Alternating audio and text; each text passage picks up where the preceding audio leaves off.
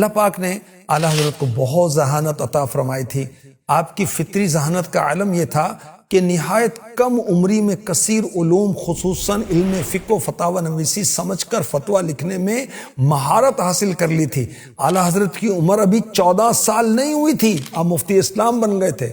پھر 50 سال تک، آدھی صدی تک اعلیٰ حضرت فتاویٰ لکھتے رہے۔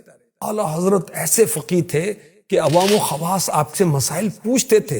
نیا کرنسی نوٹ جاری ہوا، عرب و عجم کے علماء اس کی فقی حیثیت کا تعین کرنے میں پریشان تھے۔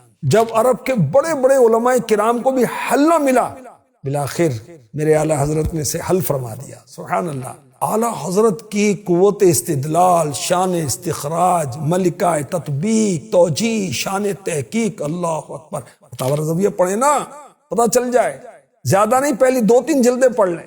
اس میں کئی فتاوی ایسے ہیں جن میں چند صفحات میں جزیات و عبارات کے دریا بہا دیے گئے ہیں۔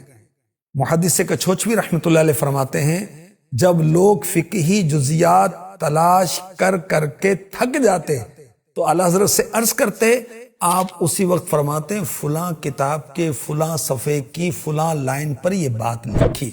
اللہ اکبر۔